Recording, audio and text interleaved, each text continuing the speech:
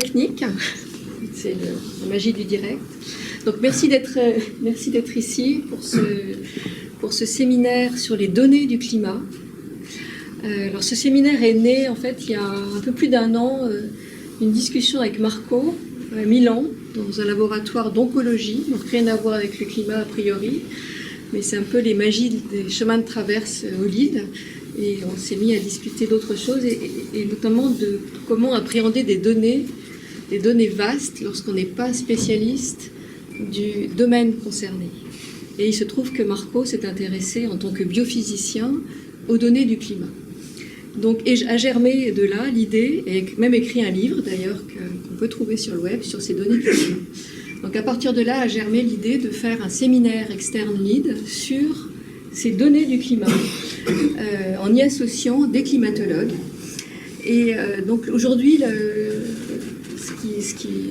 façon dont on a souhaité construire les choses avec nos intervenants, c'est de partir du climat actuel, avec les données du climat, du changement climatique actuel d'origine anthropogénique, et de descendre dans le temps pour aborder d'autres anomalies climatiques d'origine non anthropocénique cette fois-ci, avec Marco Cosentino Lagomarsino de Milan fera le premier topo. Ensuite, je laisserai la parole à Myriam Caudry qui nous parlera des anomalies climatiques plutôt dans le dernier millénaire. Et puis nous irons beaucoup plus loin dans le temps à la fin avec Gilles Ramstein qui nous parlera d'autres anomalies, je crois, il y a 700 millions d'années. Voilà, donc merci beaucoup à nos intervenants et à tous d'être là. J'animerai le débat avec Pascal David, physicien au LID. Et je vous laisse maintenant la parole pour ce premier séminaire. So I'm going to switch to English because my French is definitely not good enough for this. Well, first of all, I'm really happy to be here, but this is, you should take it as highly experimental. So I've only talked about this once to an audience of, actually twice. The first time was in a high school, and the second time was to an audience of soft matter physicists, so totally different. And so I try to tell you about the ideas behind this sort of small project. And I'll tell you a little bit about my background. I am a theoretical physicist with a background in statistical physics originally, but I always worked at the interface with biology, so I'm used to interdisciplinary work, also working with people with other disciplines, but not maybe at the level of interdisciplinarity that you live every day, which is, I think, much more challenging. My work is basically this. Typically, I start from data. Well, there are different approaches to building models, which is what physics does historically. We can discuss about that, but part of the activity of a physicist or some physicists is to try to extract simple models from data. And you could do it by principles and then go to the data at the end, or you can do it starting from in a data-driven way. You have some data, some trends, and try to extract simple models. Both ways are useful. Typically, in biology, you are faced with the, let's say, the data-driven way because there's a lot of data that people are pressed to understand. And there's also a style by which you try to build models, if you're a physicist, which is to try to reduce the parameters to the minimum amount, simplify as much as possible, which is great when it works, but I'm not going to state that it always works. So there are situations where this approach may not be the right approach. So, anyway. And the other, let's say, point for debate, part of a brief introduction is that, let's say, so let's take a step back. So in a way, over my career, I developed some skills to extract information from data with particular approaches with particular cultural assumptions also. And the other point is that I think that's something that today it was already discussed over lunch with the other speakers. We should discuss. We live in an era of data, that's for sure. And I don't think maybe it's comparable to the changes when that occurred in society when book printing was invented and books became available to maybe not everyone, but much more people than they were available to before. Today, data are available to us. Even like people on the street can Google and download gigabytes, terabytes of data sets in an unprecedented way. Whether we are using this opportunity, whether this is more of a threat than an opportunity, again, it's open to debate. But for sure, I think it's not open to debate if we discuss the fact that these data are available. So they are there, and they are basically way more than we can handle as single human beings. But we also live in an era of global challenges, and that's like the standard list that comes, I think, from EU grant offices. So climate is not the only global challenge. It's probably the most important that we face today.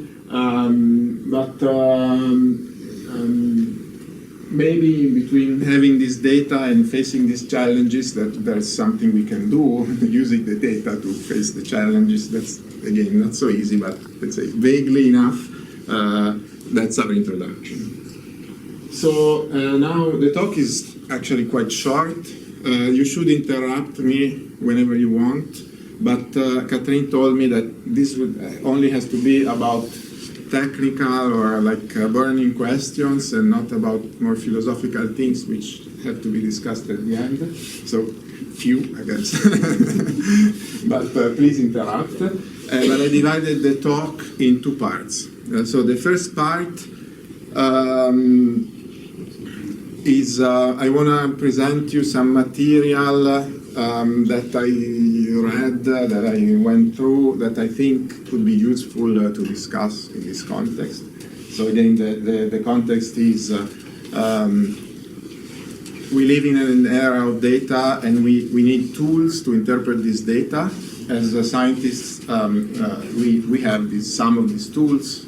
Different scientists have different tools.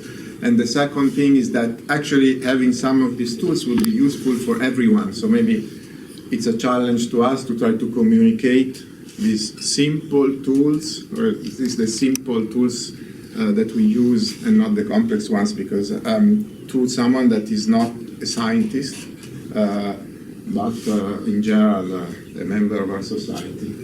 So here's what I read. This is, I think, a good read.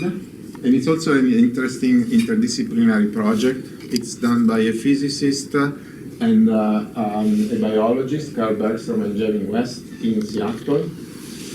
It's not only a book, it's a series of lectures and also a series of YouTube videos that you can watch and download. And it's a much more ambitious project than the one I'm talking about. The book is now at the second edition. You can actually get these people to come to your company or your lab to deliver their lectures. They're very so their motto is calling bullshit. So their idea is a lot of the narrative that we get from this big data era is actually bullshit. So the tools that we need to develop are mostly defensive. This is, I mean, it's arguably true. So we have to defend as a citizens, whatever, ourselves from threats delivered by narratives built based on contemporary data. So And in general, inside and outside science, I think this is trivial to this audience, because if you most people here are scientists or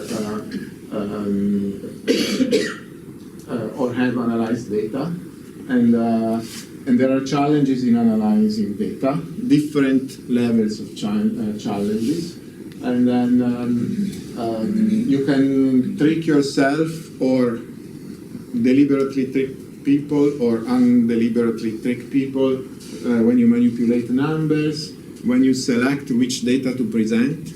Just changing the range of a plot will change the message that you deliver, that you are trying to deliver. There is a big issue that is also relevant for climate data with black box data analysis. So if I have a big simulation that's giving me a prediction, and I don't have any way, I need some way to test that these predictions, like a sanity check, that these predictions make sense or don't make sense. Maybe you can have a simple test for that. And then the big elephant is trying to make causal claims. Science is all about that. We all try to make causal claims, but getting the data to actually claim and validate a cause-effect relationship is almost impossible. It's like very, very, very, very challenging, even for a scientist. So these cause-effect relationships are weird. And they also give you a series of tools. I will discuss some of these tools. One is, of course, as a physicist, an Italian, my favorite, using Fermi estimates. And if you don't know what the Fermi estimate is, we discuss what the Fermi estimate is. The other is explore hypothesis and counterexample. The other is to redraw the figures. So to force yourself to look at a plot, and we'll make some examples, but I'm just going through whatever we say. Did anybody know this project before today? Okay. So I think it's useful to look at. And use null models. This is something that I think biologists, for example, in the audience, will do every day. But just looking at the plots can be super instructive. So this it was the first example, the first reading that I went through. So I'm gonna basically scoop myself saying that this is great, but as you can guess from the title, it's not very positive. It's like, it's not about constructive anything, it's positive. But they say, their claim, I think their underlying claim is that it's not so important to be positive, it's much more important to be negative. Let's say also with yourself. Like if you analyze data, you should first and foremost analyze, call bullshit on yourself, which is something that I agree with, because it's really easy to generate bullshit, and I'm the first one that generates bullshit when I analyze data and I don't keep my mind on. So the second read that I think was interesting for me, at least I didn't know about it until a few years back, is this one. And does anybody know this guy? He's a Nobel Prize for cognitive psychology, and he looked with the colleagues at cognitive biases, which means that these are tricks that our mind takes on ourselves. And I think he has a sort of conceptual model that for me was really interesting to consider, because he says, based on many studies, and what I read is more like the popularization part of his work, because I'm not a cognitive psychologist. And he basically tries to sell this model of the mind based on two systems. So one is system one, and we could think of system one as like a neural network, like an artificial neural network. So it's something that you can train, but then gives you just a quick response. And for the physicists, it's like a Hopfield neural network. So it gets some input and immediately gives you an output, which is the fixed point of some operation. And this input-output relationship is very quick, but also very approximate. So there's no real logic behind the operation of this system one. So, and it immediately jumps to conclusions. So, now I should have thought about a good example. There are many good examples that the book is full of good examples. I have an example, but it's not, I think, so good. But there's a typical experiment they do where they give you some text to fill, okay, with some sentences. And in these are sentences basically where there is one word that does not belong, okay? And then they have two, and you have to spot the word that does not belong. And they have two versions of this text. In one version, the words that don't belong have to do with age. So basically, you look at the word that doesn't belong, you don't even think about it. Let's say this one clearly doesn't belong, and I erase it. But in one version of the form, these words have to do with being old, and in the other one they don't. So they could test that just by having crossed the words with a different meaning, people feel old. Let's say that, for example, they are brought to walk from one room to the other. They walk much more slowly than the other control group would walk. So you can prime basically by this meaning, by this system one, sort of states of mind that are not conscious. Whereas system two is the way we do more formal, accurate computational arguments. Let's say we do calculations. If we do 225 times 36, we have to use system 2 because we have to think about all these numbers. But the tricky part is that system 1 tells us that we are using system 2. So you jump to conclusions. For example, maybe a better example is that if you look at, that's the main focus of Daniel Kahneman's work, is that if you look at risk taking decisions, you have to estimate probabilities. So the probability that this action will yield a negative outcome.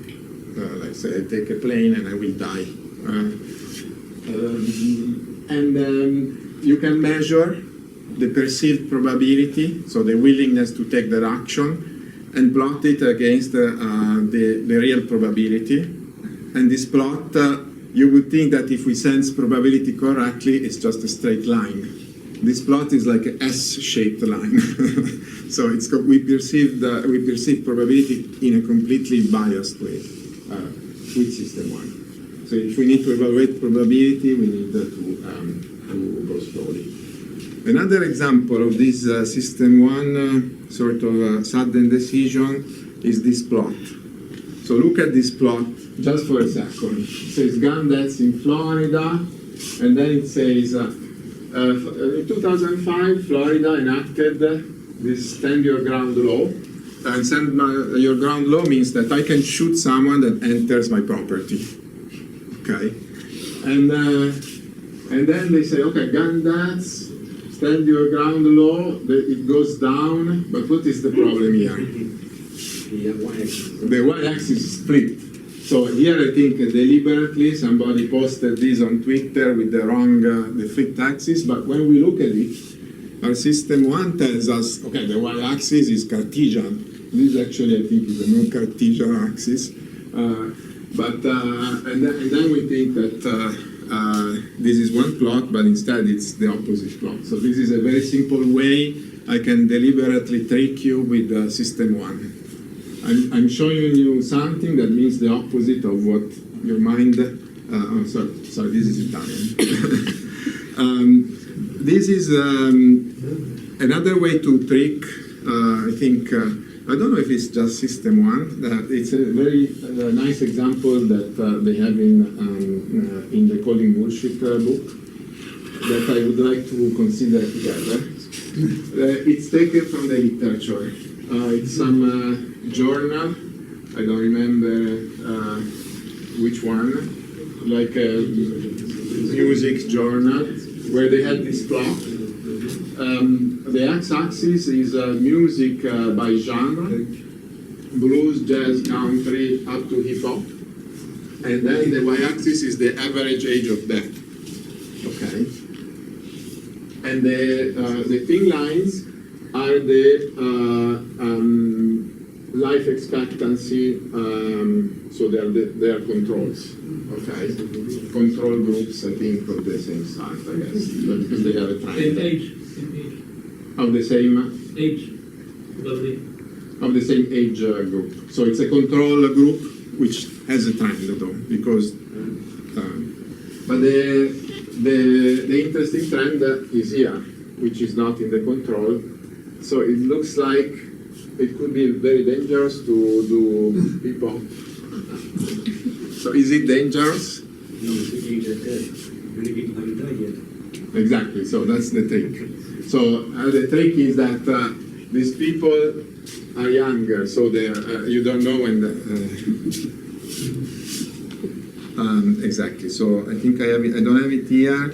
But for the, maybe I will skip a little bit. I have it somewhere. Yeah, this is the idea. So if you do hip hop, you are born in 1990 or in 2000, you haven't died yet. So you have to think about that.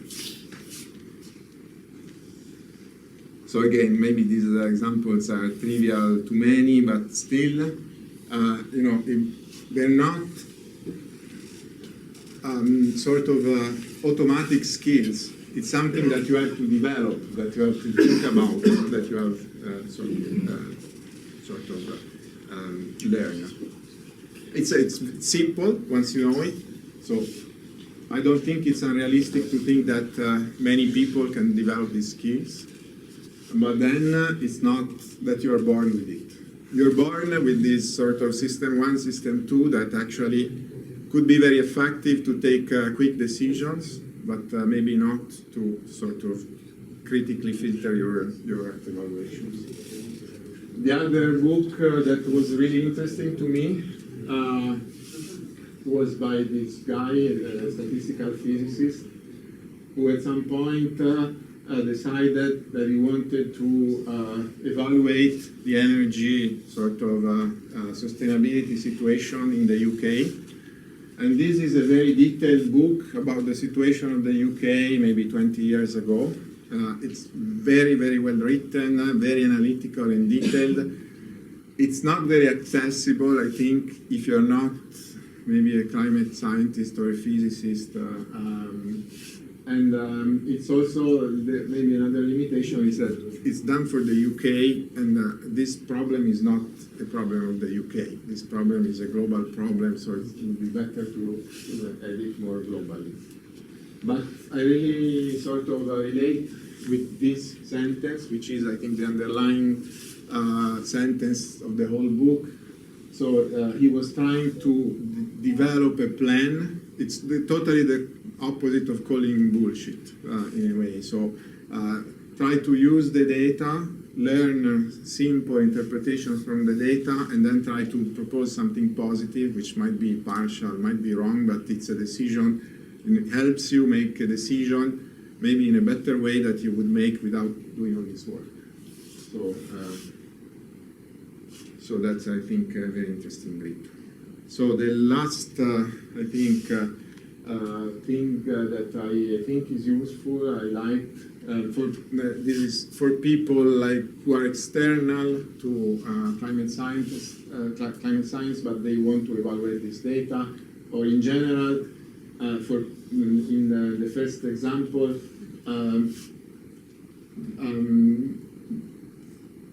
To have a simplified approach to complex data sets that otherwise would be difficult to obtain, filter, analyze. So the first project I think is quite interesting. It's a website in the UK. Some statisticians I think are under it. And they, at some point they decided, okay, there are these global issues. We want to sort of gather and simplify data about different global issues, and they also present their own analysis. But if you don't like their own analysis, you can download the data and you can make your own analysis. And it's and then they cite the sources so that you can go directly to the sources if you don't trust the sources. And then I think it's a good good way to look in general, to look at data that are relevant for the society. And this is a project by some physicists that's really recent, who have an analogous project for biology that I used a lot. That's why. So it's the project I have for biology. Maybe some biologists in the audience have already seen. It's called BioNumbers. They have all, like, if you want to know the translation rate of yeast growing on glucose, you can go to BioNumber and it will tell you, okay, it's 12 amino acids per second from this paper.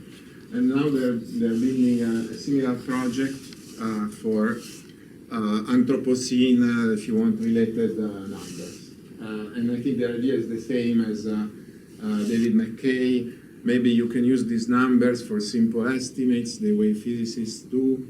Again, I'm not saying this will save the world. It's just one of the possible approaches that you can use, and it's better than just looking at the data and saying, okay, whatever.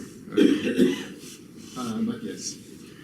So yeah, the global question that I want to sort of offer for the debate is this. So there is a negative part. We are in this era of data. And the climate is only one example, I think.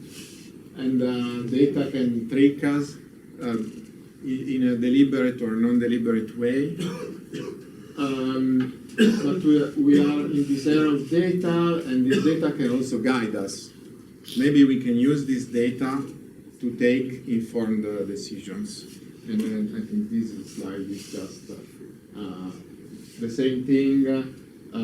Specifically for climate change. Again, this is not very philosophical, it's quite pragmatic, but these are, like, if people, let's say, were more aware of this data or able to directly access this data, there would be more awareness, I guess. There would be more ability to evaluate critically information that's delivered to the media. And the decision-making in the end is societal, it's not scientific, so in the end there has to be some barrier. Maybe these tools are useful to cross this barrier. And yes, these are things, the other points are basically the linear combinations of the previous ones. So the idea behind whatever my small project was that we already went through it. So calling bullshit, I think, it's great. It's not that I'm against, I'm totally in favor. But let's say we want to use calling bullshit to try to deliver a positive interpretation, which then might be wrong, and then we can change it. That's no problem. But then we need to learn to some sort of critically evaluate the data and draw some temporary conclusion, which is what we do in science every time. We erase our conclusions many times, we change our conclusions, that's no problem, but we try to draw. If I send the paper and there is no interpretation, the editor will tell me, okay, this paper, there's no conclusions, there's no claim, there's no paper, so maybe we can try to do the same. So this was the first part. Now I don't know, because I stopped my timer. I don't know how much time I have, but I think I have. How long? 10 minutes, yeah. I can do 10 minutes. So I tried in this small book, which is, I think, not for you, but it might be, I guess, for your students, to try to get some simple, very simple data related to climate change and try to deliver simple messages about how you can draw, let's say, robust conclusions, and how can you can buffer, limit your conclusions, frame your interpretation in something that is robust. So I'm happy to get feedback. So maybe today is a way to do something else that's also along these lines. So here I'm just going to give you a few examples. We're going to get, I think, much better examples in the later talks. But originally, I think I was supposed to talk about recent data. So these are my sort of a Mickey Mouse cartoon of the temperature anomaly in the recent years. And you see that since maybe the 1970s, there's this linear trend. This is a global average, and it's very tricky to define this global average. But what you have to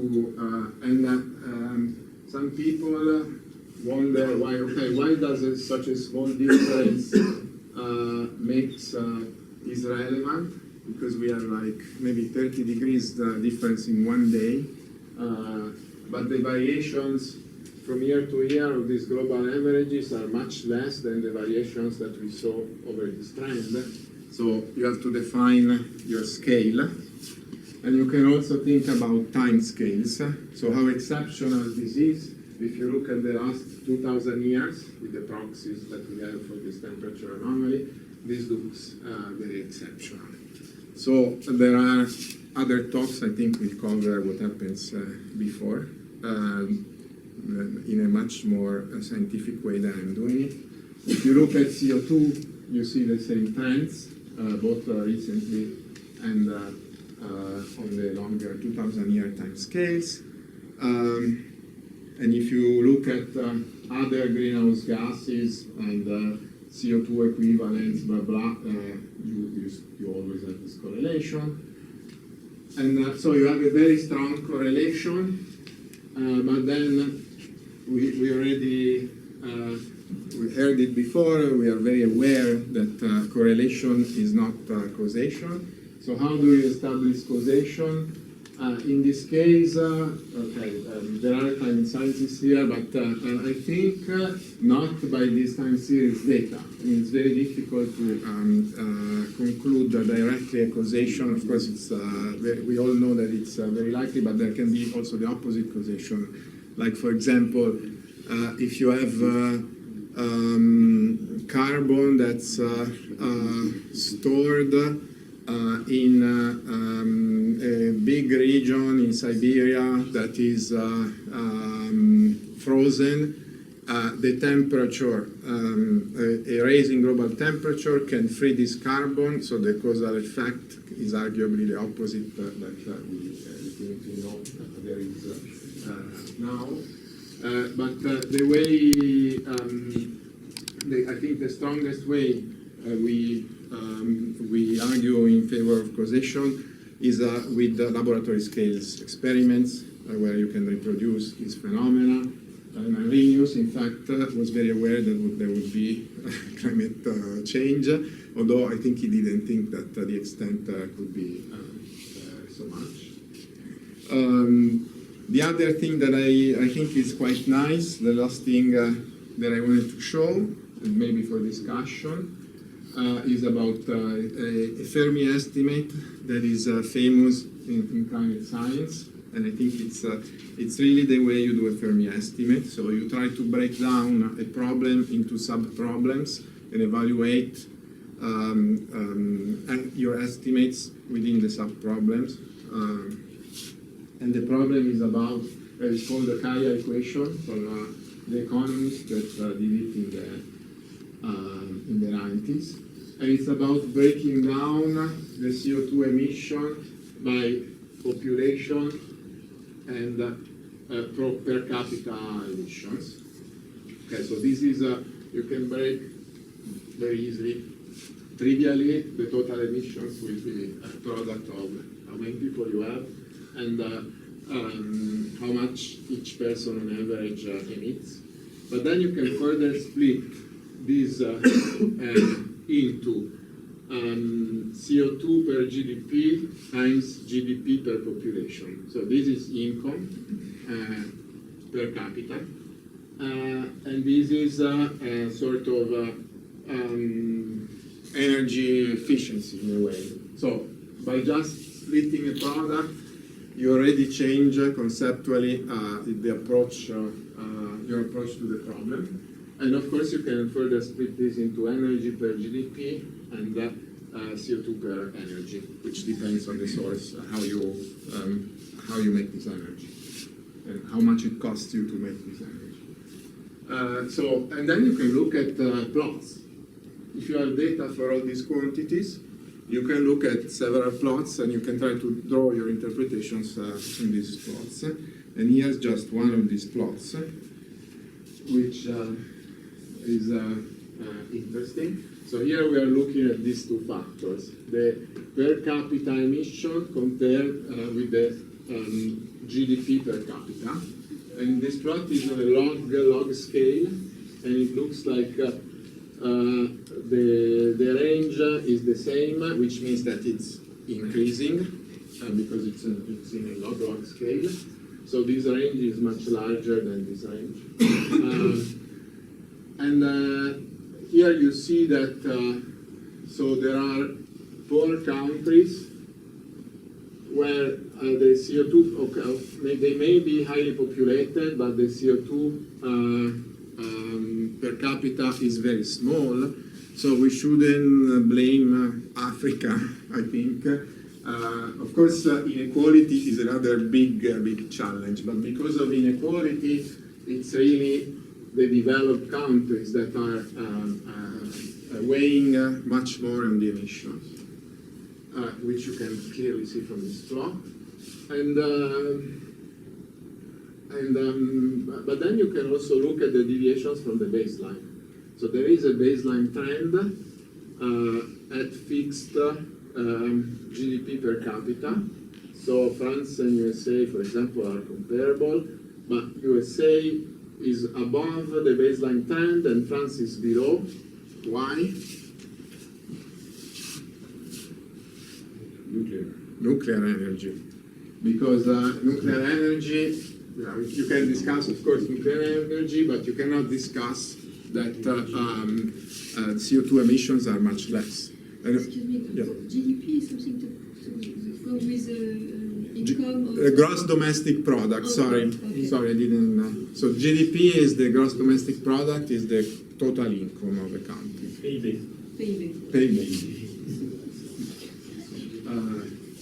Okay, so yeah, you have this trend, which tells you that, and then China is above, okay, it's less than USA because GDP per population, let's say when this plot was made, was less, probably still less. Above the baseline because of coal. They make a lot of energy with coal, which is associated to a lot of CO2 emissions. Of course, you can discuss because they make energy to make my MacBook Air. So we are using coal through China to emit CO2, and you have to think about that as well. So that, in a way, that's this plot I think is very interesting, and there's a lot of they're not in the book, but I think there's a lot of interesting plots around this Fermi estimate that may help us thinking a bit more globally about these problems. Of course, as citizens, not as scientists. Yes. I'm surprised that the GDP per inhabitant is so similar between France and USA. Yeah, this is just my impression. It's a log scale, and I might be. This was me that there might be like I might have a sort of underestimated in redrawing this plot. But yeah, we could look at the original plot. The reason why I didn't show the original plots is that the real plot has a lot of details and complications, so I was afraid to give too many details, but of course I'm not a very bad drawer. I'm not a very good drawer, I'm a very bad drawer. So but yes, I think the gross domestic product in the US is larger than France per capita, but it's not that dramatically larger. Yes, this is my last slide. Okay. So thank you for your attention.